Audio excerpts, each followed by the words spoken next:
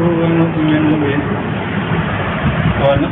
به ونتوكل عليه ونعوذ بالله من شرور أنفسنا ومن سيئات أعمالنا من يهده الله فلا مضل له ومن يضلله فلا هادي له ونشهد أن لا إله إلا الله وحده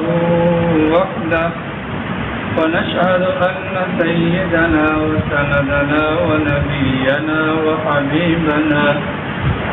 وحبيبنا وشفيعنا وطبيبنا وطبيب قلوبنا ونورنا ونور صدورنا ومولانا محمد أحمد عبده ورسوله أما بعد فأعوذ بالله من الشيطان الرجيم بسم الله الرحمن الرحيم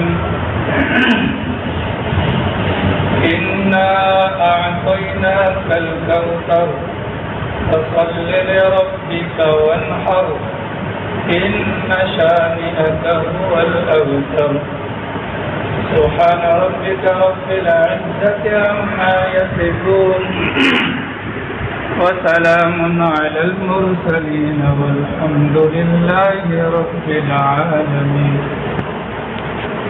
اللهم صل على سيدنا ومولانا محمد وعلى آل سيدنا ومولانا محمد وبارك وسلم اللهم صل على سيدنا ومولانا محمد وعلى آل سيدنا ومولانا محمد وبارك وسلم اللهم صل على سيدنا ومولانا محمد وعلى آل سيدنا ومولانا محمد وبارك وسلم عزیزان محترم واجب الاحترام معزز سامعین کرام بزرگان دین، گزشتہ کئی جمعوں سے آپ حضرات کے سامنے قرآن کریم کی وہ آخری 10 مبارک صورتوں کے متعلق بات کر رہی ہے جو تقریباً بلکہ یقیناً ہر دوسرے مسلمان کو یاد ہوتی ہیں، اور روزمرہ کی نوافل یا سنن کے اندر رمضان المبارک کے اندر ختم قرآن کے بعد چھوٹی تراویحوں کے اندر اور اپنے گھروں کے اندر موجود جو ہماری مستورات ہیں وہ انہی صورتوں کی تلاوت کرتی ہیں۔ یہ صورتیں آسان بھی ہیں، صورتیں مختصر بھی ہیں۔ گزشتہ چند جمعوں سے اس سلسلے کو شروع کیا گیا کہ ان صورتوں کا اجمالی خاکہ، اگر ان صورتوں کا پس منظر، ان صورتوں کا ترجمہ ہمارے دماغ میں ہوگا تو عبادات کی جو اصل روح ہے وہ ذہان کی کیفیت کا نصیب ہونا ہے، اور جب انسان کی زبان پر جو الفاظ ہوں اگر اس کا مطلب اور مفہوم انسان کے دل اور دماغ کے اندر ہوتا ہے تو پھر انسان کو ذہان بھی نصیب ہوتا ہے۔ اسی مبارک سلسلے میں آپ کے سامنے سورۃ الفیل کا ترجمہ، سورۃ القریش کا ترجمہ اور سورۃ الماعون وغیرہ کا ترجمہ ہو چکا ہے، اور آج انشاءاللہ الرحمن سورۃ الکوثر جو قرآن کریم کی مبارک سورت جس کی تلاوت آپ کے سامنے خطبے کے اندر کی گئی ہے، اس کا ترجمہ اور اس کے متعلق کچھ باتیں آپ حضرات کے سامنے بیان کرنے کا ارادہ ہے۔ دعا فرمائے اللہ تعالیٰ صحیح معنوں میں ہم سب کو اس بات کو سمجھنے کی توفیق عطا فرمائے، اور جو سنا اور جو کہا جائے اللہ تعالیٰ اس پر عمل کرنے کی توفیق عطا فرمائے۔ قرآن کریم کے اندر مختلف قسم کی صورتیں ہیں، کچھ بہت لمبی ہیں جیسا کہ سورۃ البقرہ، اور کچھ قرآن کریم کے اندر صورتیں وہ ہیں جو درمیانی درجے کی ہیں، اور کچھ قرآن کریم کے اندر صورتیں وہ ہیں کہ جو بہت زیادہ چھوٹی ہیں۔ جو قرآن کریم کے اندر جو سب سے زیادہ چھوٹی صورتیں ہیں وہ 3 آیات پر مشتمل 3 صورتیں بنتی ہیں۔ جو قرآن کریم کے اندر سب سے زیادہ چھوٹی، سب سے زیادہ مختصر صورتیں ہوتی ہیں، ان میں سے پہلی مختصر چھوٹی 3 آیات پر مشتمل جو صورت ہے وہ سورۃ العصر ہے، والعصر ان الانسان لفی خسر والی۔ دوسرے نمبر کی جو چھوٹی صورت ہے وہ سورۃ النصر ہے، اذا جاء نصر اللہ والفتح والی، اور تیسرے نمبر کی جو چھوٹی صورت ہے وہ سورۃ الکوثر ہے، انا اعطیناک الکوثر والی۔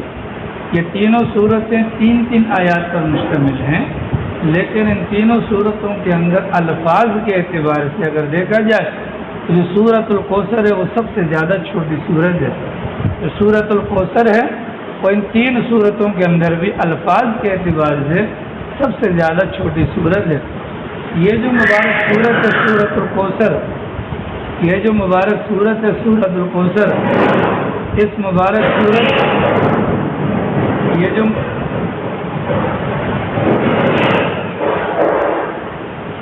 جو مبارک صورت ہے سورۃ الکوثر، میرا خیال بند کی آواز کون جائے گی انشاءاللہ۔ یہ جو مبارک صورت ہے جس کو سورۃ الکوثر کے نام سے جانا جاتا ہے، یہ صورت کہاں پر نازل ہوئی؟ مکہ مکرمہ میں نازل ہوئی یا مدینہ منورہ کے اندر نازل ہوئی؟ یہ صورت مکہ مکرمہ میں نازل ہوئی، پتہ چلا؟ یہ صورت مکہ مکرمہ میں نازل ہوئی یا مدینہ منورہ کے اندر نازل ہوئی؟ اس کے متعلق قرآن کریم کی تفسیر لکھنے والے جو حضرات ہیں، جن کو مفسرین کرام کہا جاتا ہے، ان کی رائے مختلف ہے۔ بعض حضرات کا کہنا ہے کہ یہ صورت مدینہ الرسول کے اندر نازل ہوئی، گویا کہ ہجرت کے بعد نازل ہوئی، اور وہ واقعہ بیان کرتے ہیں کہ مدینہ منورہ کے اندر حضرت انس رضی اللہ تعالیٰ عنہ فرماتے ہیں ایک موقع پر رسول اکرم صلی اللہ تعالیٰ علیہ وسلم تشریف فرماتے اور بیٹھے بیٹھے سرکار کی آنکھ لگ گئی، ہلکی سی غنودگی آئی اور سرکار ایک دم مسکرا کر بیدار ہوئے۔ حضرات صحابہ کرام جو موجود تھے انہوں نے پوچھا یا رسول اللہ آپ کی مسکراہٹ کی وجہ کیا ہے؟ تو سرکار نے بسم اللہ الرحمن الرحیم پڑھ کر انا اعطیناک الکوثر فصل لربک وانحر ان شانئک هو الابتر والی صورت صحابہ کرام کو پڑھ کر سنائی کہ ابھی ابھی جبرائیل امین یہ آیات کریمہ مجھ پر وحی کے ذریعے سے نازل کر کے گئے ہیں۔ تو جن حضرات کا یہ کہنا ہے کہ مدینہ منورہ میں نازل ہوئی، ان حضرات کے نزدیک یہ واقعہ جو حضرت انس کی روایت ہے اس کی بنیاد پر وہ کہتے ہیں، اور دیگر بعض نہیں بلکہ اکثر مفسرین کا کہنا ہے اس مبارک صورت کے اندر جو بات بیان ہوئی ہے اس بات کا تعلق مکہ مکرمہ والی مبارک زندگی سے ہے، لہذا اس مبارک صورت کا جو نزول ہوا ہے وہ مکہ مکرمہ کے اندر ہوا ہے۔ تو دونوں قسم کی رائے ہیں، اس صورت کو مکی بھی کہہ سکتے ہیں اور اس صورت کو مدنی بھی کہہ سکتے ہیں۔ اس مبارک صورت کا نام سورۃ الکوثر ہے، اور سورہ کوثر کو کوثر کہنے کی وجہ اس کی پہلی آیت کا بالکل جو اینڈ کے اندر جو لفظ آتا ہے لفظ الکوثر، اسی لفظ کو اٹھا کر اس مبارک صورت کا نام رکھ دیا گیا۔ اس مبارک صورت کے اندر 3 آیات ہیں اور اس مبارک صورت کے اندر 14 الفاظ ہیں۔ اس مبارک صورت کے اندر 42 حروف ہیں۔ الفاظ کے اعتبار سے قرآن کریم کی سب سے زیادہ مختصر ترین صورت ہے، البتہ آیات کے اعتبار سے 3 صورتیں ہیں، ان تینوں صورتوں کے اندر 3 آیات موجود ہیں، لیکن اگر الفاظ کو کاؤنٹ کرنے جائیں گے تو یہ صورت قرآن کریم کی سب سے زیادہ چھوٹی صورت بنتی ہے۔ اس مبارک صورت کے اندر اللہ تعالیٰ نے 3 آیات نازل فرمائی ہیں، اور وہ جو 3 آیات ہیں، پہلی جو آیت مبارکہ ہے انا اعطیناک الکوثر، اس مبارک آیت کے اندر رسول اکرم صلی اللہ تعالی علیہ وسلم کو اللہ نے جو انعام دیا ہے اس انعام کا تذکرہ ہے۔ اس طرح میرے طرح منہ کر کے بیٹھے، ان کو بول رہا ہوں آپ صحیح بیٹھے ہوئے، آپ صحیح ہیں آپ ٹھیک ہے، میری طرح منہ کر کے بیٹھے، ٹھیک ہے، فائدہ ہوگا۔ 3 مبارک آیات ہیں، ان میں سے پہلی آیت کون سی ہے؟ انا اعطیناک الکوثر والی ہے۔ اس پہلی آیت کے اندر اللہ تعالیٰ نے رسول اکرم صلی اللہ تعالی علیہ وسلم کو ایک بہت بڑا انعام دیا، اس انعام کا تذکرہ ہے۔ فصل لربک وانحر دوسری مبارک آیت ہے جو انعام پہلی آیت کے اندر بیان ہوا، دوسری آیت کے اندر اس انعام پر شکریہ کا مطالبہ کیا گیا۔ ان شانئک هو الابتر، تیسری آیت ہے۔ اس تیسری آیت کے اندر رسول اکرم صلی اللہ تعالی علیہ وسلم کے دشمن کے انجام کے خراب ہونے کو بیان کیا۔ 3 آیات پر لالا مشتمل ہے۔ سورۃ الکوثر پہلی مبارک آیت کے اندر اللہ نے پیغمبر پر جو بڑا انعام کیا اس کو بیان کیا۔ دوسری آیت مبارکہ کے اندر پہلی آیت کے اندر دیے جانے والے انعام کے شکریہ کا مطالبہ کیا، اور دوسری مبارک آیت کے اندر رسول اکرم صلی اللہ تعالی علیہ وسلم کے دشمن کے برے انجام کو بیان کیا۔ اتنی بات واضح ہو گئی۔ سورۃ الکوثر ہے، مکہ میں یا مدینہ میں نازل ہوئی، 3 آیات پر مشتمل ہے۔ اس کے اندر 14 الفاظ ہیں، اس کے اندر 42 حروف ہیں۔ 3 آیات ہیں اور تینوں آیات کے اندر الگ الگ بات کو بیان کیا گیا ہے۔ اس مبارک سورت کا نام سورۃ الکوثر ہے۔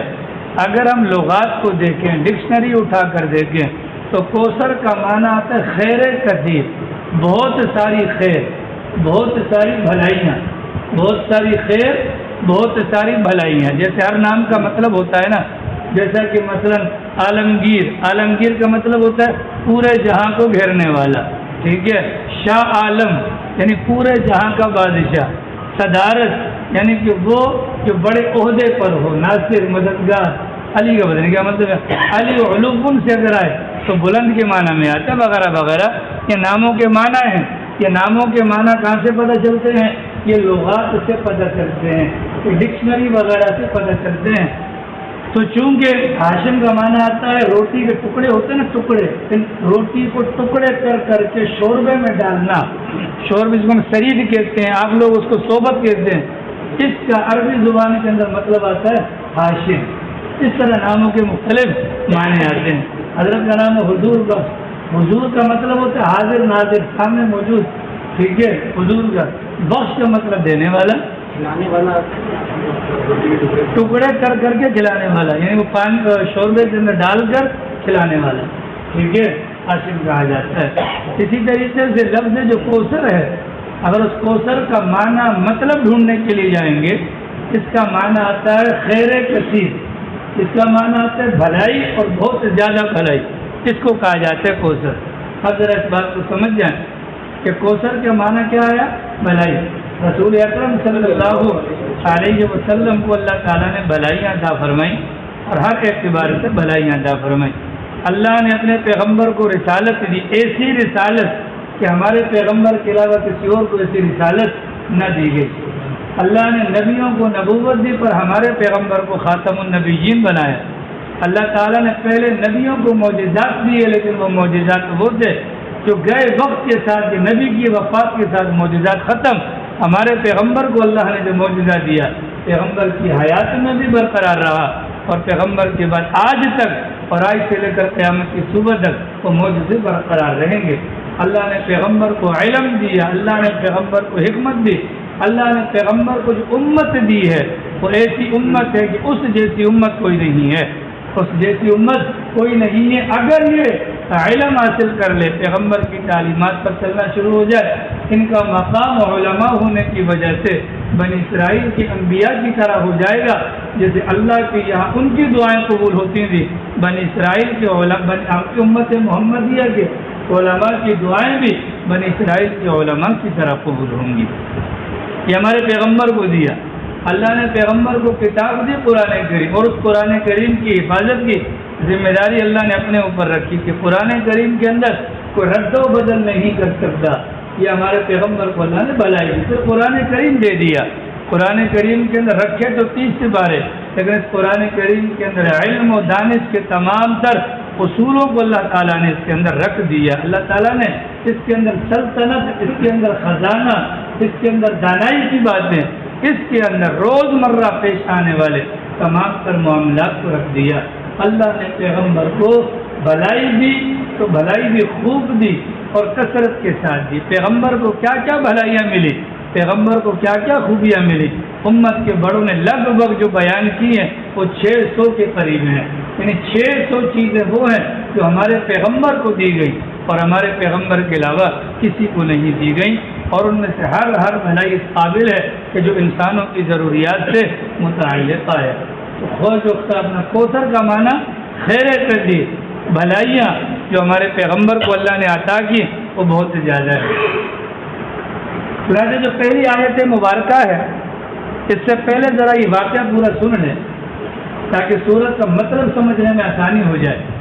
رسول اکرم صلی اللہ تعالیٰ علیہ وسلم مکہ مکرمہ کی زندگی میں تھے، عمر مبارک ہوئی 25 سال، عمر مبارک ہوئی 25 سال۔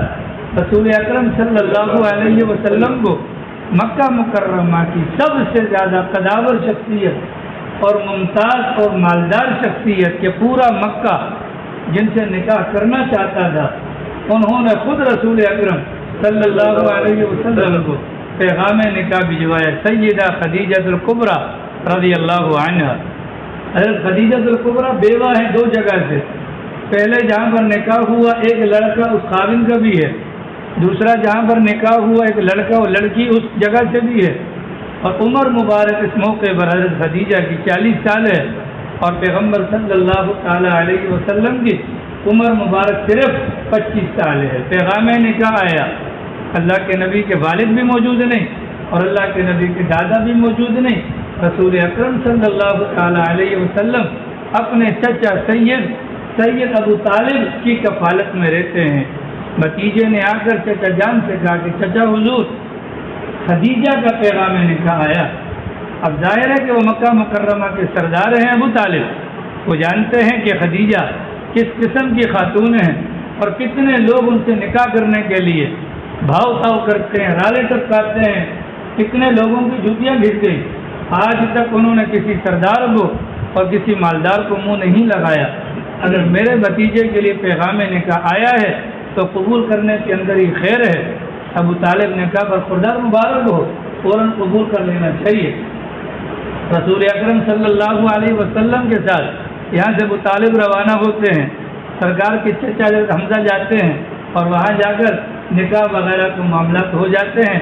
حضرت صلی اللہ علیہ وسلم کی جانب سے نکاح کا خطبہ ابو طالب نے پڑھا اور حضرت خدیجہ کی طرف سے نکاح کا خطبہ ان کے جو چچا زاد بھائی تھے ورقہ بن نوفل، انہوں نے پیغام نکاح کے موقع پر انہوں نے خطبہ پڑھا۔ پیغمبر کا نکاح ہو گیا۔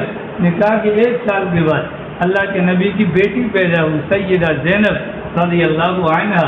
پھر اللہ کے نبی کی دوسری بیٹی پیدا ہوئی سیدہ ام کلثوم رقیہ رضی اللہ عنہا۔ پھر سرکار کی بیٹی ام کلثوم پیدا ہوئی رضی اللہ عنہا۔ پھر سرکار کی بیٹی سیدہ فاطمہ پیدا ہوئی رضی اللہ عنہا۔ بی بی خدیجہ الکبریٰ کے بطن مبارک سے رسول اکرم صلی اللہ تعالیٰ علیہ وسلم کو اللہ نے 4 بیٹیوں کی دولت سے نوازا اور حضرت خدیجہ کے پیٹ مبارک سے اللہ تعالیٰ نے 2 بیٹوں سے نوازا۔ بڑے بیٹے کا نام قاسم رکھا گیا اور چھوٹے بیٹے کا نام عبداللہ رکھا گیا۔ حضرت قاسم جو سرکار کے بیٹے ہیں انہی کی نسبت سے اللہ کے نبی کی کنیت ابو القاسم پڑ گئی۔ بیٹوں کے اعتبار سے سب سے زیادہ عمر حضرت قاسم نے پائی ہے، لگ بھگ 8 سال یا 9 سال کی عمر کو پہنچے تھے۔ علماء نے لکھا ہے کہ مشکل سے گھوڑے پر چڑھ جاتے تھے، مشکل سے گدھے پر چڑھ جاتے تھے، لیکن ان کا انتقال ہو گیا۔ اسی طریقے سے حضرت عبداللہ کا انتقال بھی جلدی ہو گیا۔ مدینہ منورہ کے اندر رسول اکرم صلی اللہ علیہ وسلم کی باندی تھی ماریہ قبطیہ، ان کے بطن سے سرکار کی ایک اور اولاد ہوئی جن کا نام ابراہیم رکھا گیا اور وہ 16 یا 17 مہینے کی عمر مبارک کے اندر ان کا بھی انتقال ہو گیا۔ تو سرکار کو جو اللہ تعالیٰ نے اولاد دی تھی بچیوں کے اعتبار سے وہ سارے کی ساری جوان ہوئیں، ان کی شادیاں بھی ہوئیں، انہوں نے اسلام کا زمانہ بھی پایا۔ 4 میں سے 3 نے پیغمبر کی حیات کے اندر ہی وفات کا معاملہ ہو گیا۔ البتہ سیدہ فاطمہ الزہرا رضی اللہ عنہا سرکار کے بعد بھی 6 مہینے تک زندہ رہی۔ تو 4 بچیوں نے اسلام کا زمانہ پایا، لیکن جو بیٹے تھے سرکار کے 3 حضرت قاسم ہے، حضرت ابراہیم ہے، حضرت ابراہیم کا حضرت قاسم ہے اور حضرت عبداللہ ہے۔ عبداللہ کا لقب طیب بھی تھا اور طاہر بھی تھا۔ رسول اکرم صلی اللہ علیہ وسلم ان کو طیب کہا کرتے تھے اور بی بی خدیجہ الکبریٰ ان کو طاہر کہا کرتی تھی۔ اور حضرت ابراہیم یہ 3 بیٹے تھے ان میں سے کوئی بھی بیٹا بلوغت کی عمر کو نہ پہنچا، چنانچہ تینوں کے تینوں بچے نابالغی کی عمر میں وفات پا گئے۔ اب ظاہر ہے کہ بچوں کا انتقال ہو تو انسان کو تکلیف تو ہوتی ہے، انسان کو پریشانی تو ہوتی ہے۔ رسول اکرم صلی اللہ تعالیٰ علیہ وسلم چونکہ مکہ مکرمہ کے اندر کسی کو چھوڑتے نہیں تھے، کوئی غمی کا موقع ہے یا خوشی کا موقع ہے، اگر تنہائی کا عالم ہے یا مجمع عام لگا ہوا ہے، بازار کے اندر ہے یا کہیں پر ان کی عبادت گاہوں کے پاس موجود ہے، جہاں کہیں پر بھی سرکار کو کوئی بندہ ملتا ان کو دین کی دعوت دیا کرتے تھے، بتوں کی شناعت اور ان کی اپنا جس کو بولتے ہیں کہ اس کی برائی کو بیان کیا کرتے تھے۔ چنانچہ مکہ والے سارے پیغمبر سے تنگ ہو گئے تھے معاذ اللہ، سرکار کی دعوت سے تنگ ہو گئے تھے معاذ اللہ، ہاتھ اٹھا نہیں سکتے تھے۔ وجہ کیا ہے؟ سرکار دو عالم صلی اللہ علیہ وسلم جس خاندان سے تعلق رکھتے تھے وہ مکہ کا سردار خاندان تھا، ابو طالب کی کفالت کے اندر سے ہاتھ اٹھانا مشکل تھا۔ اس بنیاد پر اندرون خانہ وہ سازشیں کرتے رہتے تھے۔ اللہ کی شان یہ ہے، اللہ کا حکم آ گیا، حضرت قاسم کا انتقال ہو گیا۔ عام طور پر دنیاوی اعتبار سے ذہن یہی ہے کہ انسان کا بیٹا ہوگا، نرینہ اولاد ہوگی، آگے کو نسل چلے گی۔ اگر بیٹیاں ہوں گی تو بیٹیوں سے نسل نہیں چل رہی، چونکہ سرکار کی بیٹیاں تو چاروں موجود تھیں لیکن بیٹوں کا ہو گیا انتقال۔ حضرت قاسم کے انتقال پر کفار مکہ نے بڑی خوشی منائی۔ اب تمہیں گھبرانے کی ضرورت نہیں، پر جمعہ 8 دن کی بات ہے، جب تک محمد زندہ ہے اس کی دعوت بھی چلتی رہے گی، اس کا دین بھی چلتا رہے گا۔ محمد کا انتقال ہونے کی دیر ہے، محمد کا نام لیوا بھی کوئی نہیں ہوگا۔ وجہ یہ ہے ان کی نرینہ اولاد ختم ہو چکی ہے۔ چنانچہ جو بدبخت اس قسم کے تانے مار رہے تھے وہ مختلف قسم کے تھے۔ ابو لہب کا بھی نام آتا ہے کہ مجلس کے اندر آیا اور اس نے کہا بتیرا محمد، کہ محمد کی نسل کٹ گئی۔ عاص ابن وائل کے بارے میں بھی آتا ہے، ایک موقع پر وہ مسجد حرام کے اندر جانے لگا، راستے میں رسول اکرم صلی اللہ تعالی علیہ وسلم سے ملاقات ہوئی۔ سرکار نے وہاں کھڑے کھڑے بھی ظالم کو دعوت دی۔ اندر جو مجلس لگی ہوئی تھی، مجلس والوں نے پوچھا کس سے باتیں کر رہے تھے، تو آگے سے ظالم نے کہا کہ محمد ابتر سے، یعنی اس محمد سے باتیں کر رہا تھا کہ جس کی نسل کٹ چکی ہے۔ اس نے بھی کہا، ابو جہل نے بھی مذاق اڑایا کہ چند دن کی بات ہے، نہ محمد رہے گا نہ محمد کا کوئی نام لیوا رہے گا۔ عقبہ ابن معیط نے بھی کہا، باقی دیگر بھی جو کافر تھے ان سب نے اس بات پر خوشی منائی۔ اب محمد کے دن گنے جا چکے ہیں۔ اللہ تعالیٰ نے اس موقع پر جب ان کے تانوں کی وجہ سے پیغمبر صلی اللہ تعالیٰ علیہ وسلم کو تکلیف ہوئی، ظاہر ہے انسان گوشت پوست کا بنا ہوا ہے، انسان کو پتھر کا یا ربڑ کا بنا ہوا تو نہیں، تو جو تکلیف کی بات ہوگی اس تکلیف کی بات پر نبی کو بھی تکلیف ہوتی ہے، نبی کو بھی تکلیف ہوتی ہے، نبی کو بخار بھی آتا ہے۔ عبداللہ ابن مسعود رضی اللہ تعالی عنہ سرکار دو عالم صلی اللہ تعالی علیہ وسلم کی وفات کے موقع پر آئے تو سرکار بخار کے اندر مبتلا تھے۔ سرکار نے سر کے اوپر سر درد کی وجہ سے پٹی باندھ رکھی تھی۔ اللہ کے نبی علیہ السلام سے عبداللہ ابن مسعود کہنے لگے، یا رسول اللہ آپ کو تو بڑا تیز بخار ہے۔ سرکار نے فرمایا، جی مجھے تم جیسے 2 بندوں جتنا بخار ہوتا ہے۔ گویا کہ اگر ہمیں 104 کا بخار آخری بخار ہے تو پیغمبر کو 208 کا بخار ہوتا ہوگا۔ تو پیغمبر انسان ہوتا ہے، پیغمبر گوشت پوست کا مالک ہوتا ہے، پیغمبر کے بدن پر بھی چیز اثر کرتی ہے اور پیغمبر کی نفسیات پر بھی چیز اثر کرتی ہے۔ پیغمبر پر جادو ہوا، اس جادو کی وجہ سے سرکار نے عائشہ کو کہا کہ ہوتا یہ ہے کہ بسا اوقات میں کوئی کام کر لیتا ہوں لیکن بعد میں سوچتا ہوں کام کیا یا نہیں کیا۔ جادو کا اثر بھی پیغمبر پر ہوا، لوگوں کے تان و تشریح کا بھی پیغمبر پر اثر ہوتا ہے۔ جب یہاں سے فتح مکہ کے لیے روانہ ہو رہے تھے تو راستے کے اندر ایک مقام آیا جہاں پر کافر آتے گئے، سرکار دو عالم صلی اللہ علیہ وسلم کے سامنے توبہ کرتے گئے، اپنے گزشتہ گناہوں پر ندامت کا اظہار کرتے گئے، ایمان قبول کرتے گئے۔ اس موقع پر رسول اکرم صلی اللہ علیہ وسلم نے سب کی توبہ کو قبول کیا، سب کو سرکار نے بیعت کیا۔ البتہ سرکار کے پھوپھیزاد بھائی تھے، وہ سامنے آئے، اللہ کے نبی نے منہ موڑ لیا، وہ پیچھے یہاں سے آئے، سرکار نے منہ پیچھے کو موڑ لیا، چاروں اطراف سے وہ سرکار کے سامنے آئے، سرکار کو کہا کہ میں بیعت ہونا چاہتا ہوں اسلام پر، سرکار نے چاروں طرف سے رخ موڑ لیا، یہاں تک کہ اٹھ کر سرکار خیمے کے اندر چلے گئے۔ غالباً ام المؤمنین ام سلمہ رضی اللہ عنہا موجود تھی، انہوں نے کہا یا رسول اللہ وہ آپ کے خاندان کا بندہ ہے، وہ آپ کے خاندان کا بندہ ہے، آپ کا پھوپھیزاد ہے، حضرت صفیہ کا بیٹا ہے، آپ اس کی بیعت کیوں نہیں قبول کرتے؟ تو سرکار نے فرمایا یہ میرا اپنا تھا۔ یہ کون ہے؟ یہ میرا اپنا تھا۔ مکہ مکرمہ کی زندگی میں جب دیگر لوگ مجھے جھٹلا رہے تھے، ان کے جھٹلانے پر مجھے اتنی تکلیف نہ ہوئی جتنا اس کے جھٹلانے پر ہوئی، جب اس نے مجھے کعبے کے اندر بیٹھ کر کہا تھا اے محمد اگر تو یہاں سے آسمان پر چلا جا، اگر تو یہاں سے سیڑھی لگا آسمان تک کے لیے، یہاں سے 2 بندے بھجوا، وہ 2 بندے جائیں تیرے ساتھ، اللہ میاں کی طرف سے تو پرچی لکھوا کر لائے کہ محمد ہمارا رسول ہے، اور اس بات پر گواہی کے لیے 2 فرشتے بھی زمین پر آ کر گواہی دیں، تب بھی میں تجھے اللہ کا رسول نہیں مانوں گا۔ وہ جو زخم اس نے لگایا تھا وہ زخم آج تک نہیں بھولا۔ تو نبی کی ذات پر ہر چیز کا اثر ہوتا ہے۔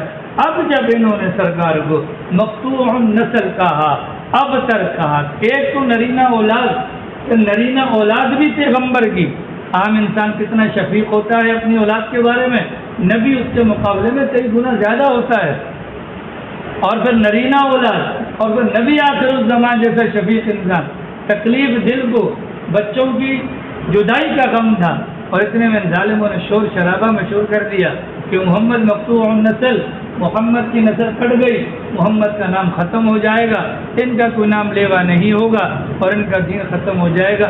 اس موقع پر جو سرکار کے دل کو تکلیف پہنچی، رسول اکرم صلی اللہ علیہ وسلم پر اللہ تعالیٰ نے یہ مبارک صورت نازل فرمائی، اِنَّا أَعْطَيْنَاكَ الْكَوْثَرَ فَصَلِّ لِرَبِّكَ وَانْحَرْ إِنَّ شَانِئَكَ هُوَ الْأَبْتَرُ۔ مجموعی اعتبار سے ان 3 آیات کا جو اصل موضوع ہے وہ رسول اکرم صلی اللہ تعالی علیہ وسلم کی عظمت کا بیان کرنا ہے۔ جو مجموعی موضوع ہے وہ سرکار کی عظمت ہے۔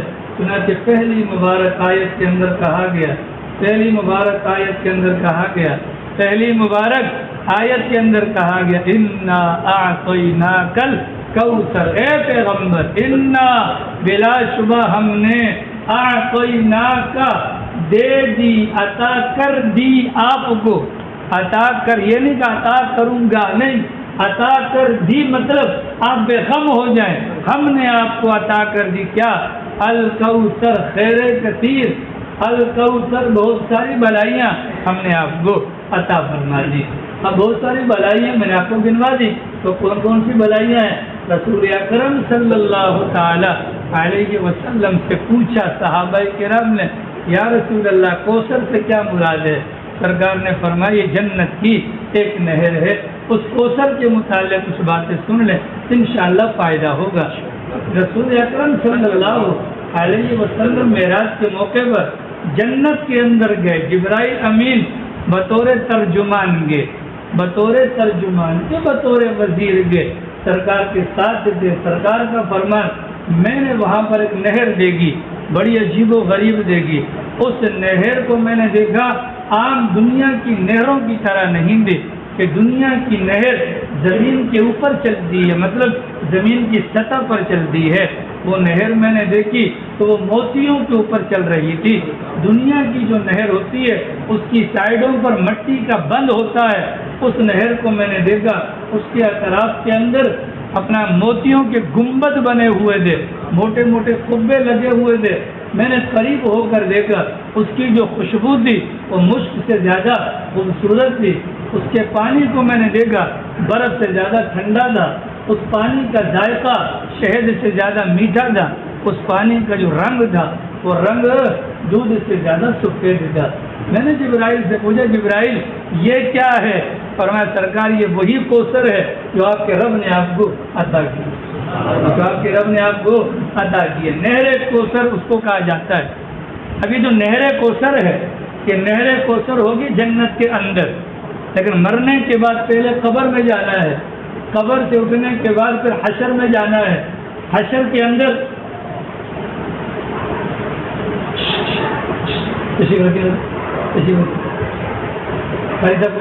چلا دو،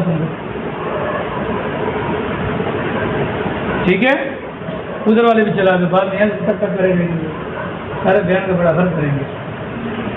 آئیے سمجھ میں، ایک ہے نہر کوثر جو سرکار نے دیکھی، وہ کہاں پر ہے؟ وہ جنت کے اندر ہے۔ وہ کہاں پر ہے؟ وہ جنت کے اندر ہے۔ اور جنت کے اندر جانے سے پہلے والا جو مرحلہ ہے اس کو میدان محشر کہا جاتا ہے، اس کو میدان محشر کہا جاتا ہے۔ قبر سے اٹھنے کے بعد، قبر سے اٹھنے کے بعد ڈائریکٹ جنت میں کوئی بھی نہیں جائے گا۔ وَإِن مِّنكُمْ إِلَّا وَارِدُهَا وَنَضَعُ الْمَوَازِينَ الْقِسْطَ لِيَوْمِ الْقِيَامَةِ، یہ دونوں قسم کی آیات موجود ہیں۔ اس صراط پار کرنے سے پہلے میزان عدل قائم کی جائے گی، وہاں پر اعمال کا تولنا والا معاملہ ہوگا، یہ قرآن کا حکم ہے۔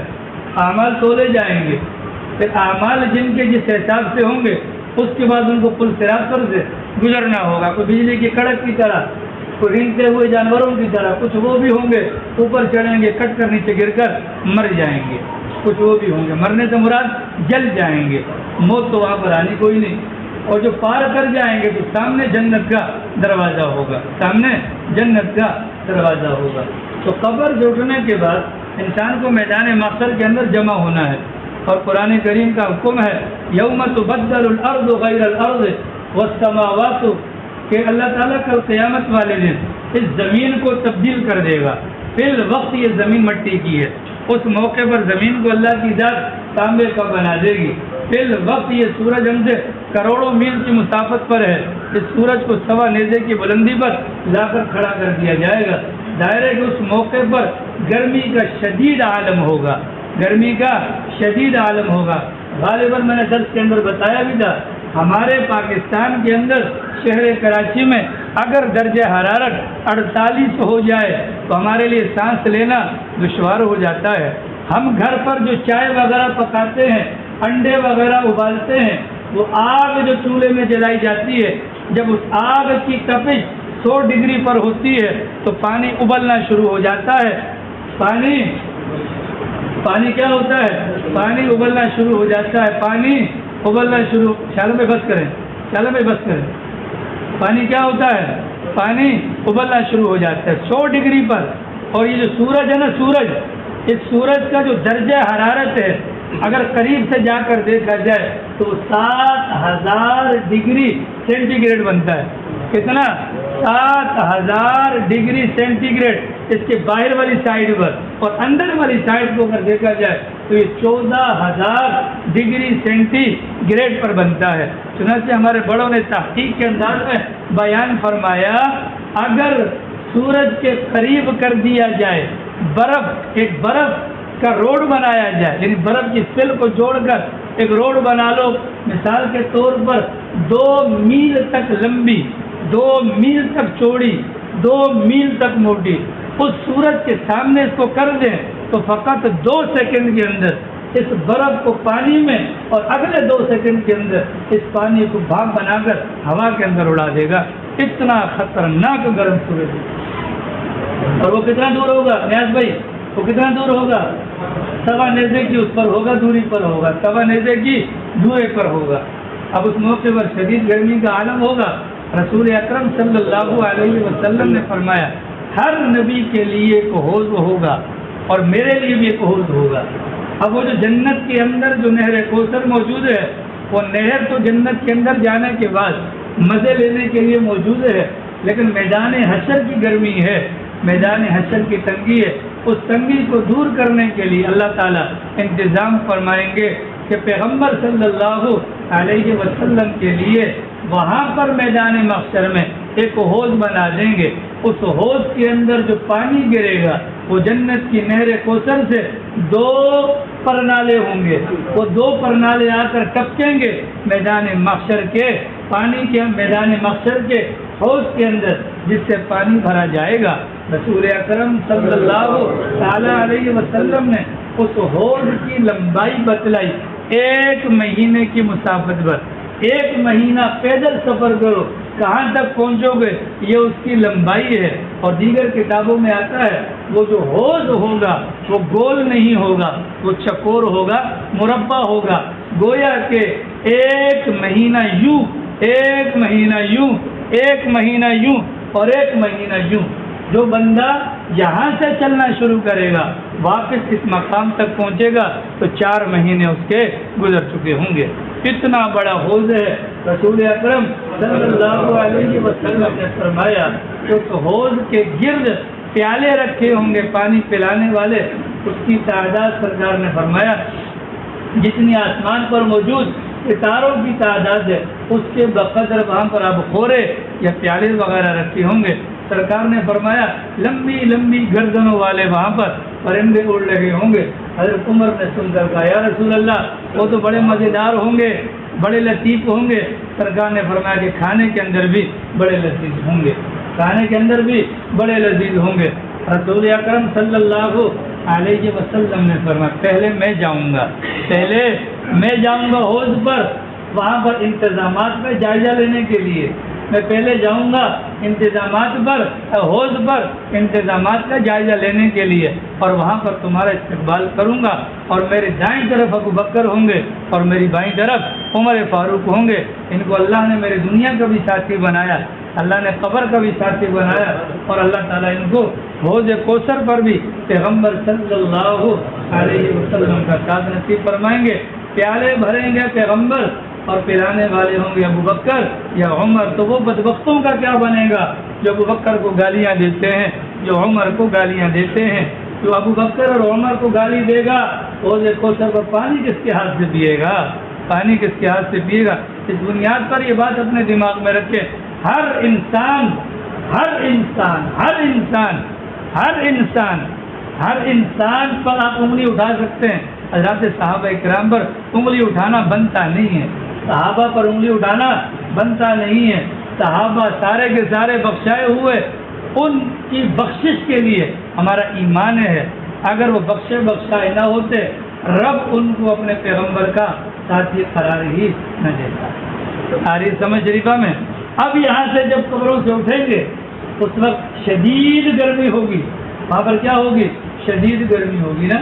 تو شدید گرمی کے موقع پر لوگ جوک در جوک جائیں گے، جنہیں پتہ ہوگا ہمارے نبی کا حوض ہے وہ جوک در جوک جائیں گے، ریلے کے ریلے جائیں گے پیغمبر کے پاس۔ اور سرکار نے فرمایا میرے حوض کے پانی کی خوبی ہے تو 1 مرتبہ پیے گا تو میدان محشر کے اندر اسے گرمی نہیں لگے گی، اسے پیاس نہیں لگے گی۔ ساری سمجھ شریفہ میں اسے پیاس نہیں لگی۔ کب تک پیاس نہیں لگے گی؟ جب تک وہ جنت میں نہیں چلا جاتا۔ خالی 1 دفعہ پانی نہیں ملے گا، اگر کسی کا دل کرے گا دوبارہ آ کر پی جائے۔ اس حوض کوثر کے پانی میں اللہ تعالیٰ نے یہ خاصیت رکھی ہوگی جتنا پیتے جائیں گے وہ پانی ہضم ہوتا جائے گا۔ تو پانی کیا ہوتا جائے گا؟ سرکار فرماتے ہیں کہ وہاں پر میں کھڑا ہوں گا، کچھ لوگوں کو لایا جائے گا، کچھ لوگوں کو لایا جائے گا، ان کے چہروں کو دیکھ کر میں سوچوں گا یہ میری امتی ہیں، لیکن یکدم میرے اور ان کے درمیان پردہ کر دیا جائے گا۔ میں فرشتوں سے کہوں گا میرے امتیوں کو آنے دو۔ سرکار کے اس فرمان پر فرشتے کہیں گے سرکار آپ کو معلوم نہیں ہے آپ کے دنیا سے چلے جانے کے بعد انہوں نے آپ کے دین کے اندر کیا کیا بگاڑ پیدا کر دیا تھا۔ سرکار فرماتے ہیں اس موقع پر میں کہوں گا فاقول سحقن سحقن، پرے لے جاؤ ان ظالموں کو، میری نظروں سے دور کر دو۔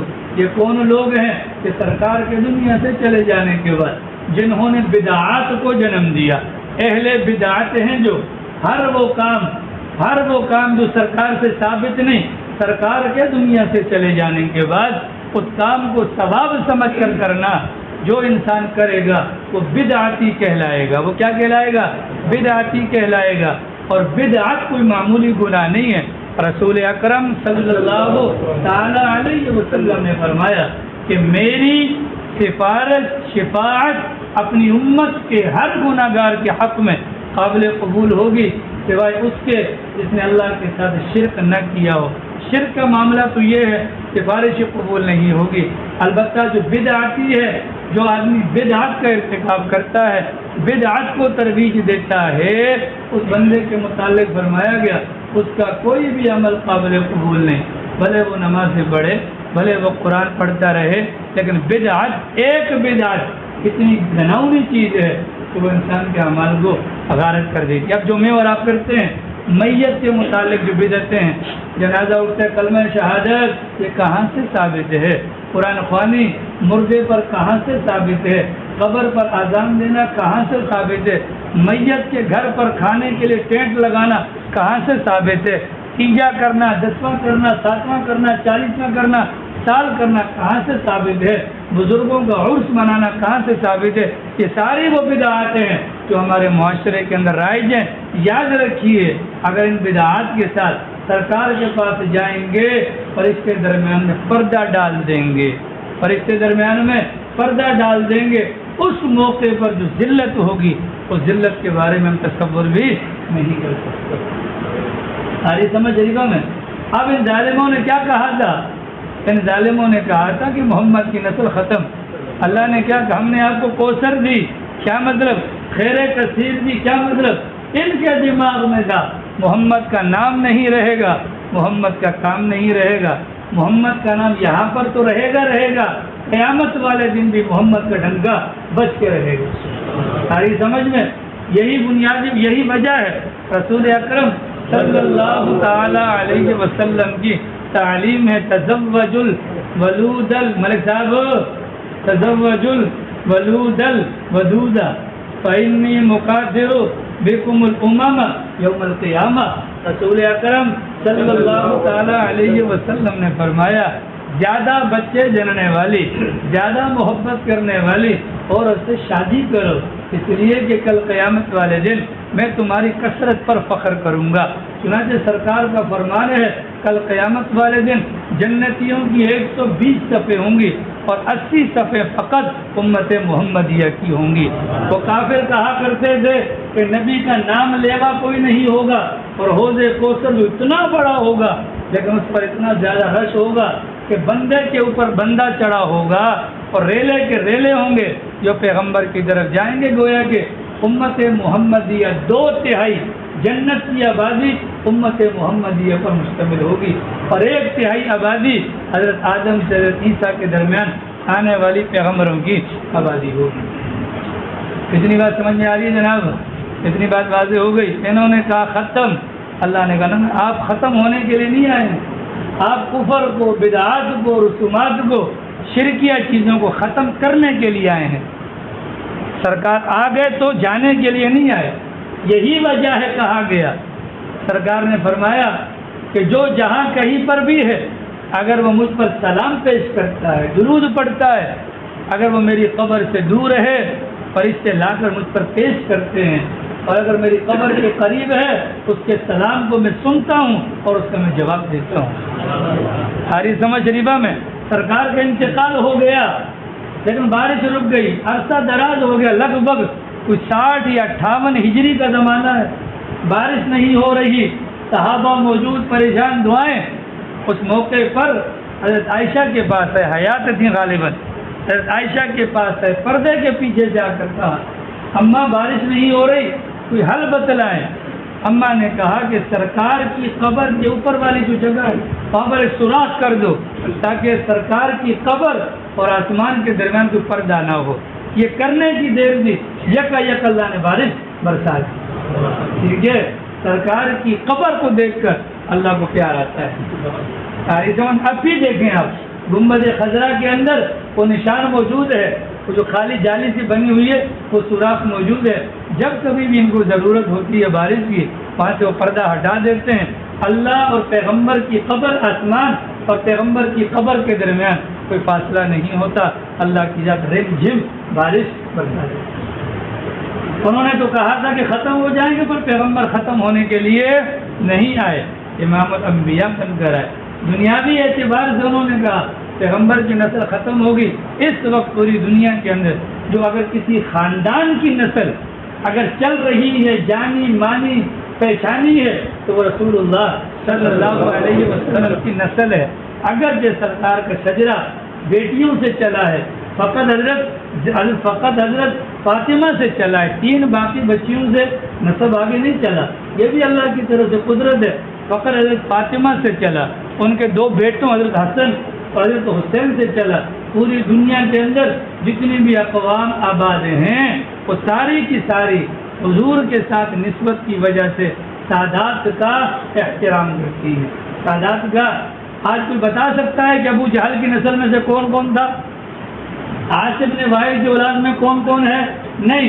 جس پیغمبر پر تم نے تانا مارا اس پیغمبر کی ذات تو آج بھی موجود ہے، ان کے نام لیوا موجود ہیں۔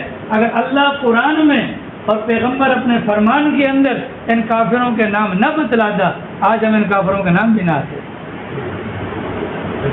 ساری سمجھ میں ان کا کوئی نام لیوا نہ ہوتا۔ یہ عاصم بن وائل جو کھڑا ہو کر کہتا تھا او محمد کی نسل کٹ گئی، اس کے 2 بیٹے مسلمان ہوئے، جب ان کے بیٹوں کے سامنے ان کے باپ کا نام لیا جاتا تو کہا کرتے اس گندے انسان کا نام مت لو، اب وہ ہمارا باپ نہیں، اب ہمارا باپ محمد الرسول اللہ صلی اللہ علیہ وسلم۔ تو سرکار کی جسمانی اولاد بھی موجود ہے اور روحانی اولاد تو ساری کی ساری ہے۔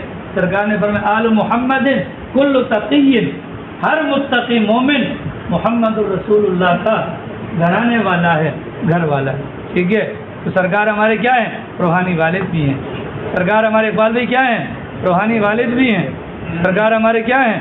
روحانی والد بھی ہیں، ٹھیک ہے بھیا۔ انا اعطیناک الکوثر، ہم نے آپ کو کوثر دی، بھلائی دی۔ کتنے زیادہ لوگ ہیں امت محمد، رب کے سوا کوئی نہیں جانتا، ٹھیک ہے، رب کے سوا کوئی نہیں جانتا۔ اللہ نے کتنی اولاد سرکار کی پھیلائی، کتنی اولاد سرکار کی پھیلائی، ٹھیک ہے بھیا۔ آگے سمجھ میں آپ حضرات کو، جن حضرات کو پتہ ہے کہ کیا بات ہو رہی ہے ان کو سمجھ میں آ گئی۔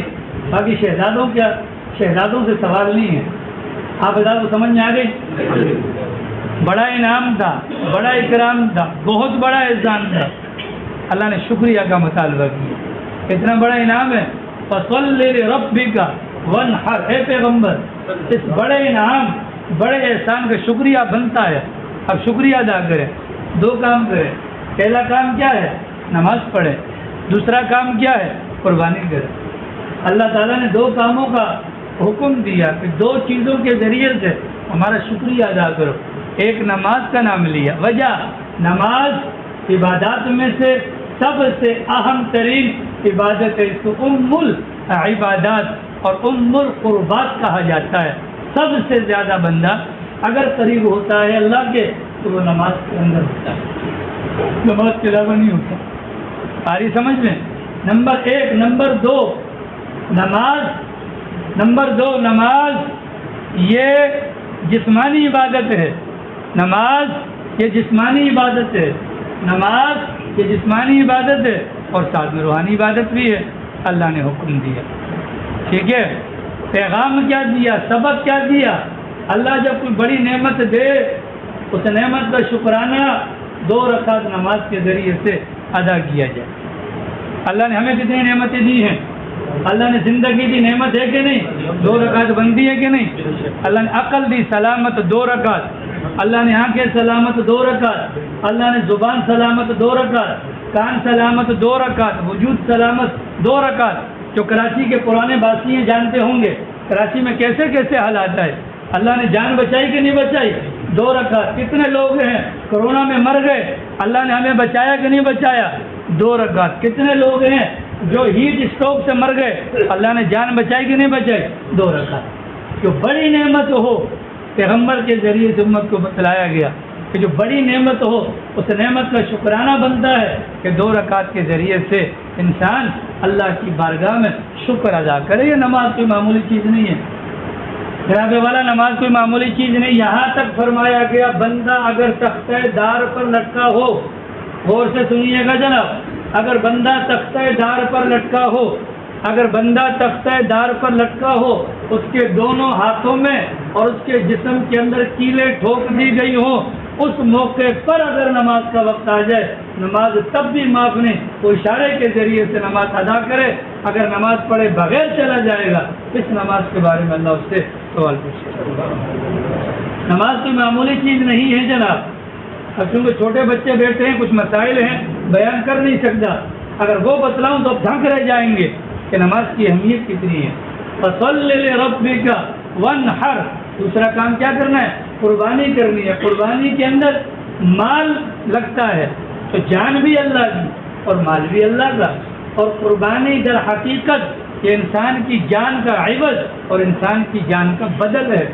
حضرت اسماعیل کے موقع پر ان کے فدیے کے طور پر اللہ نے جانور قربان کروانے کا حکم دیا اور اس کو وَفَدَيْنَاهُ بِذِبْحٍ عَظِيمٍ کہا گیا. تو گویا کہ جانور قربان کرنا یہ بڑی قربانی ہے. جانور قربان کرنا یہ بڑی قربانی ہے. جانور کا قربان کرنا یہ بڑی قربانی ہے. ٹھیک ہے. اگر نعمت بڑی ہے تو شکرانہ بھی بڑا. اور بڑا شکرانہ کیا ہے؟ بڑا شکرانہ کہ ہم تو کالی مرغی نہیں بھیا، کالی مرغی کی بات یہاں نہیں ہو رہی ہے، قربانی کی بات ہے جو 10 11 12 3 دن کے اندر جو کی جاتی ہے یہ اس قربانی کی بات ہے. باقی عام حالات کے اندر صدقہ دیا جاتا ہے اور صدقے کا حکم یہ ہے ضرورت مند کی ضرورت کو پورا کیا جائے. کسی کو گوشت چاہیے آپ گلا کاٹ دو، کسی کو لباس چاہیے جوڑا لے کر دے دو، کسی کو نقد چاہیے نقد دے دو، کسی کو علاج کی ضرورت ہے علاج کروا دو. یہ سال کے باقی ماندہ ایام کے لیے قربانی کب ادا کی جائے گی؟ قربانی صرف اور صرف 10 11 12. اور یاد رکھیے گا شریعت مطہرہ کا مطالعہ ہمیں بتلاتا ہے جانور اللہ کے نام پر یا اللہ کے لیے قربان کرنا شریعت کے اندر صرف 2 موقعوں پر ثابت ہے، یا قربانی کے موقع پر یا بچوں کے عقیقے کے موقع پر. صدقے کا بکرا کاٹ دو بھائی، کیوں کاٹ دو بھائی؟ یہ شریعت کا حکم نہیں ہے. کالی بکری کاٹ کر کہیں مکان تعمیر ہو رہا ہو نیچے اس کی بنیادوں میں اس کا خون ڈال دیا، یہ کہاں سے ثابت ہے؟ اگر یہ اعتقاد ہے کہ جان کے بدلے جان تو یہ کفر ہے، اور اگر اعتقاد نہیں بس دیکھا دیکھی کرتے ہیں یہ بہت بڑا گناہ ہے. جس گھر کی بنیادوں میں اگر حرام کا خون ہوگا اس گھر کے اندر حلال کام کبھی بھی نہیں ہوگا. حلال کام اگر زیادہ ڈر لگتا ہے جنات سے تو گھر پر اذان ہے تو سورہ بقرہ کی تلاوت کرو، گھر میں السلام علیکم کہہ کر داخل ہو، گھر سے نکلنے کی داخل ہونے کی دعائیں پڑھو. جن تو کیا بڑے بڑے جو بت ہیکل ہیں وہ سارے کے سارے بھاگ جائیں گے. لیکن یہ کام غیر شرعی غیر اخلاقی کام ہے، اس کام سے فرق نہیں پڑے گا. پیغمبر کو اللہ نے بڑا انعام دیا، اللہ نے مطالبہ کیا شکرانہ ادا کریں. آپ کیا 2 رکعت نماز پڑھیں. نمبر 2 آپ قربانی کریں. یہ اس بڑی نعمت کا شکرانہ ہے. تو الحمدللہ ہم لیاری 63 ٹاؤن کے رہنے والے یقیناً لیاری والے یہ کوئی پرانے لوگ تو نہیں ہیں. علاقہ نیا آباد ہوا 2000 کے لگ بھگ. اس سے پہلے ندی کے کنارے پہ رہا کرتے تھے. جب آج ہمارے گھر کے دروازے پر اگر ٹینکر آ کر رکے تو 2 رکعت شکرانہ ادا کرنا چاہیے. وہ بات سوچ کر کہ پہلے ندی کے کنارے جس گلی میں رہا کرتا تھا اگر کوئی مر جاتا ٹرالی میں نکالتے اور اگر کوئی بیمار ہوتا تو چادر میں پکڑ کر اس کو باہر نکالا جاتا تھا. یہ شکرانہ بنتا ہے. بارش ہو جائے اور گھر پر پانی نہ آئے 2 رکعت پڑھنا واجب ہو گیا شکرانے کا. ایک وقت وہ تھا بارش ہوتی تھی ہمارے گھروں کے اندر ندی کا پانی آتا تھا. اللہ نے بڑی نعمت دی نا تو سبق ہمیں یہ ملا. اللہ نے بڑی نعمت دی، سبق ہمیں یہ ملا کہ اللہ کی نعمت کا شکرانہ ادا کرنا چاہیے. اور تیسری آیت کے اندر پیغمبر کے دشمن کے انجام کو بیان کیا. ان شانئک هو الابتر، ان شانئک هو الابتر. آپ کی جو شان ہے نا، آپ کی جو شان ہے وہ تو بہت بڑھ کر ہے. ناکام ہوگا، مرے گا، اپنا مٹے گا تو آپ کا دشمن مٹے گا. آپ کا نام کہاں سے مٹے گا؟ چنانچہ آپ دیکھ لیں پیغمبر کا نام اللہ نے اپنے نام کے ساتھ رکھا. اور آپ اور میں جانتے ہیں پوری دنیا کے اندر اذان ہوتی ہے. ابھی یہاں پر ظہر کا وقت ہے تو کسی جگہ پر عصر کا وقت داخل ہو گیا، کسی جگہ پر جب عصر ہے تو مغرب کا. روئے زمین پر ایک لمحہ بھی ایسا خالی نہیں گزرتا جہاں پر اذان نہ دی جا رہی ہو. اور اذان کے اندر جب بندہ مکبر مؤذن کہتا ہے اشہد ان لا الہ الا اللہ تو آگے سے دوسرا جملہ کیا کہتے ہیں؟ اشہد ان محمد رسول اللہ ورفعنا لک ذکرک. ہم نے آپ کے ذکر کو کیا کر دیا؟ بلند کر دیا. ٹھیک ہے. اب مسجد کے اندر اذان ہوتی ہے، مسجد کے باہر اذان ہوتی ہے، چھت کے نیچے اذان ہوتی ہے. لیکن جو ہی مؤذن اذان کے کلمات کہنے کے لیے زبان کھولتا ہے اللہ آسمان کے دروازوں کو کھول دیتا ہے اور یہ اذان کے کلمات جس میں اللہ کی بڑائی کا بول ہوتا ہے، جس میں پیغمبر کی رسالت کی گواہی ہوتی ہے کہ فقط زمین والے نہیں بلکہ آسمان، خالی آسمان والے نہیں بلکہ عرش معلیٰ والے بھی پیغمبر کی بڑائی کے بول کو سنتے ہیں۔ تو نام کس کا مٹا؟ ابو جہل کا مٹا، پیغمبر کا نام تو نہیں مٹا۔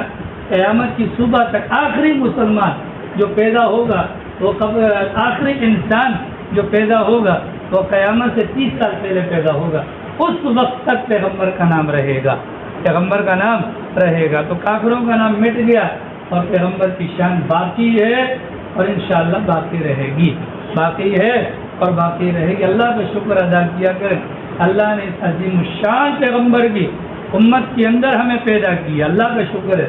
اور اللہ تعالیٰ سے دعا مانگتے رہا کرے، خدایا کوئی ایسی غلطی مت کروا دینا کہ حوض کوثر پر پیغمبر کے سامنے جانے سے دھتکار دیا جاؤ۔